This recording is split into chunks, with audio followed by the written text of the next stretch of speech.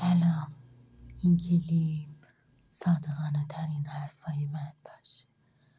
اگه حالت خوبه و مایل به تمایل بودی گوش کن. من یه آدم واقعیم، توی واقعیت زندگی میکنم، اما با این که قابل دیدنم هیچی نمیبینه منو. اما شاید توی دنیای غیر واقعی سه کسایی که قابل دیدن نیستم دیده شدم و منو دیدن. همون تیره توی تاریکی خودمونه. هممون از اجبار بیرون میترسیم، اما خدا نکنه که اجبار توی خونتون، توی خونوادتون هم راه پیدا کنه. و چقدر سخته اونی که نیستی و بخوای بازی کنی. فکر کن کل زندگیت فقط یه بازیگری که چیزی که کارگردان و نویسنده های زندگیت میخوان و بازی میکنی. از بچگیم توی خونه اجبار داشتیم، توی مدرسه هم اجبار داشتیم، توی جامعه، توی خیابون، هر جا میرفتم یه نفسی بکشم این لعنتی بود. چرا؟ آخه چرا منی که اینم عشق به زندگی داشتم که اگه نداشتم تا حالا به اینم اجبار عادت کرده بودم. اما نشد. انقدر به اون قسمت من پنهان درونم علاقه داشتم، اونقدر تنهایی بهش عشق ورزیدم، خواستن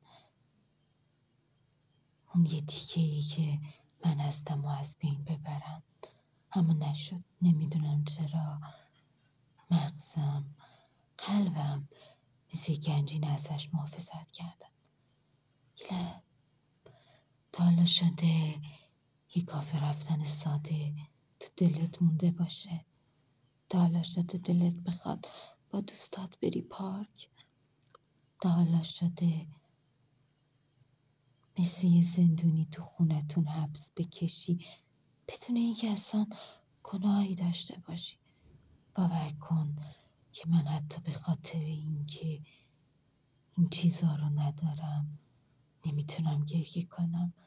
حتی این اجازه رو هم ندارم. خیلیا میگن از آدمای دور و بدمون میاد. حالا اگه این دورویی تقصیر خودش نباشه چی؟ اگه بقیه باعث شدن که اون خود واقعیشو نتونه نشون بده و دورو شده باشه چی؟ از بچگی تنها آرزوم این بود که وقتی بزرگ شدم برم دانشگاه. ببین تویی که داری توی آرزوهای من زندگی میکنی. بهت حسادت نمی کنم، فقط میخوام بگم که مواظب آرزوهای من باش. تو رو خدا قدرشونو بدون. آرزوهای من دارن برای تو خوش میرقصن. بین من و تو رو انتخاب کردن. میدونی منم دوست داشتم برای خواسته‌هام تلاش میکردم، حتی اگه شکست میخوردم، حتی اگه صدها بارم زمین میخوردم، لااقل تلاشمو کردم. اما به خدا درد داره تو حتی حق تلاش کردن، حق دویدنم نداشته باشی. پس اینجوری شد که آدما دو دسته شدن. آدمای خود ساخته و آدمایی که خود باختن. اگه تو بمیری بقیه تو رو از دست دادن، اما وقتی خود باخته میشی برای خودت مردی. و این بدترین نوعشه، چون تو عزاداری و نمیتونی حتی برای خودت عزاداری هم کنی. در آخر بگم که به نظرتون قشنگ نمیشد اگه هر کی یقینو داشت توی رویاهای خودش زندگی کنه؟